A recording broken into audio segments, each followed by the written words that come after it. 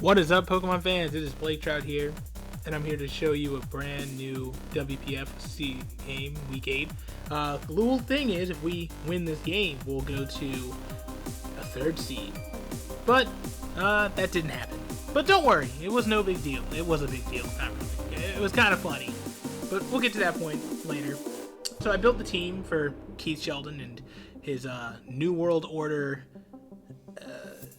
whatever team name, and we had a really rough time. So let's start with here by talking our team analysis. I went with the same team makeup last time because it was already pretty good, and I thought, oh, this could totally work against his team, even though he has both Goodra and Durant.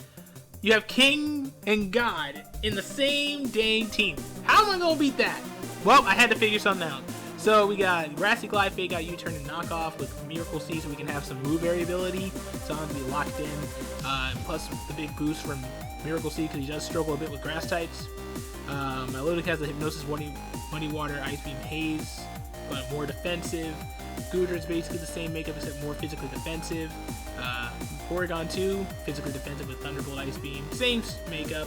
Aegislash has Steel Beam this time, and he also has Side Spam, which I'm not looking forward to. So I just need something that can at least, take this thing down. And Comfey is a bit more defensive in both rights, but Focus Sash and, healing moves and whatnot. The same thing that we've been doing. So let's start game 1.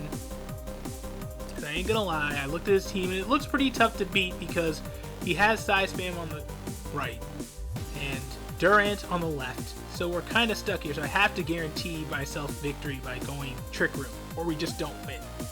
I could have brought Jolteon or something else, but I didn't think of anything. Beating Goodra alone sucks, and I don't really have anything that directly beats it physically except for one Mon, and I didn't bring it. So I went Rillaboom, my Lodic is a pretty good start. Yeah, he brought this out. I'm like, oh, this is odd. And he goes for Speed Swap, which completely shocks me because I didn't see that coming at all.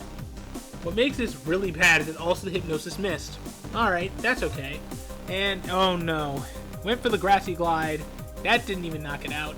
Went for the Close Combat and knocked me out with a crit. That's not good either. Man, this is looking pretty bad. Goes for the Hypnosis again, and I got it this time. Good. Moving forward, we're really struggling here. Go into Goodra and just say, let's start this up. I go G-Max for no reason. There's really no reason to do so. But he also has Speed me again and did that. I'm like, well, I'm being outsped here. This is not good. Gooey kicks in, of course, lowers the speed. And hey, we got the knockout momentary anything. Go for the Max Ooze, which was nowhere near enough to knock this thing out, but we get the special attack boost. He goes into Goodra as well, and this is looking pretty bad. I switched out for some weird reason, and I don't know why I did that, but I knew that he was faster than me because he probably makes me max speed. Went for the Max Lightning on my Lodic, and of course I lit it, but now we can't put anybody to sleep. Thus, that messes everything up. Something I didn't expect, and pretty much just like, well, this is bad. Kind of just screwed ourselves out of a game here. It's okay, though. The Max Ooze also, that doesn't help at all. Go for the Ice Beam, doesn't do enough, and then Weakness Policy also kicks in. I was like, wow, I'm being beat by my own strategy. This is screwy. So I went for the good old-fashioned, what do? He misses! Wait, back that up. Goes Durant. And I forgot to mention that he has to hit with Durant in this very moment, in this very game. And that doesn't happen, right? It's kind of funny to me. I'm like, did we just get away with that? And the miss really mattered big time. I'm like, oh, we have a shot now. I go for the ally switch, and he hits me dead on, which is not the best thing to deal with. So far, it's not looking good. Goes Goodra. So I'm like, let's go for Outrage, just because, right? Hits us with the Iron Heavy Survive. He doubles! That is insane. I go for the Outrage and knock my boy out, and boom, we get a kill. Better Goodra, and then we get a kill. That's 26, but we still lose 1-0. Which, alright, that's not too bad. I feel like we really screwed up by getting rid of Goodra later, which we didn't even need to do, but, didn't think that one through properly. Otherwise, you got beat. It's chill. And I guess it's the end of game 1. So moving on to game 2. I think this is when I truly got yeeted and didn't think everything fully through, which is okay. I go Aegislash and Porygon 2 because I wanted to activate Trick Room out the gates. He goes Gudra and... Oh, this is all Gorillas! Yo, these are Gorilla songs! Melancholy Hill, or are these... Feel Good Inc? Oh man, classic stuff. Oh my goodness. I hit him with the Steel Beam because I could. I just did not care. I went for Trick Room knowing I have the speed advantage now, regardless of if it's fast or not. I go for Steel Beam and do a buttload of damage. Go for the Thunderbolt to knock this thing out. I should have really not been worried about that, because, like, okay, whatever.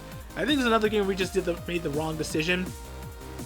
But goes into Indeedee, which, that's not good. I switch out into Comfey, and I know he's going to hit me right out the gates.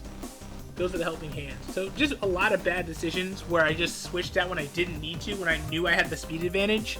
But I thought, let me be smart here and do this, because he was going to do some crazy stuff. And it was stupid. This whole game ended up stupid, and I really just played terribly. Which is fair, because I didn't really think much on it, and I thought, oh, we can do this, this, and that. We're totally fine. Find out that Triage gets shut down. Maybe not here, but if I'm going for anything directed against my opponent, we're kind of screwed. So, yeah, Triage gets shut down, or at least Prankster also gets shut down if we target opponents with priority moves. It doesn't work. But we can hit each other, so that's something to get exposed by. We just took the L here and then lost this one 3-0, which stinks because we really just could have won if we just, gave a crap about playing the game a little bit better. Stinks. And it ends with a 4-0 loss, but here's the thing, because Keith did not win by 5 or more, he does not knock Jake out of the playoff race, and because Giant missed first impression, they weren't going to playoffs. That is sad. It's just insane how you can miss playoffs because of a Durant miss. Durant is a good Pokemon, but it's the Durant tax. You have to miss an attack at least once in a game in order to use all of its benefits.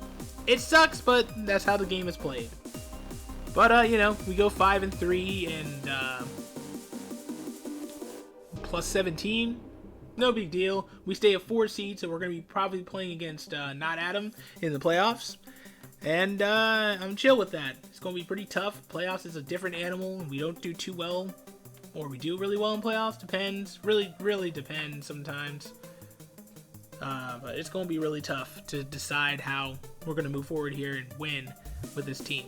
We're 12th ranked as a team, but getting to become the top 4, that just shows that it doesn't matter half the time.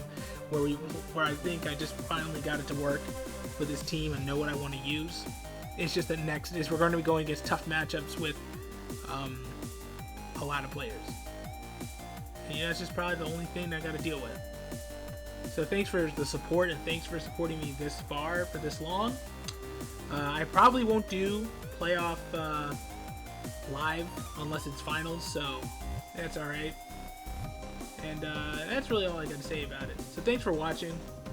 I'll see you guys some point next week as well. And stay safe out there.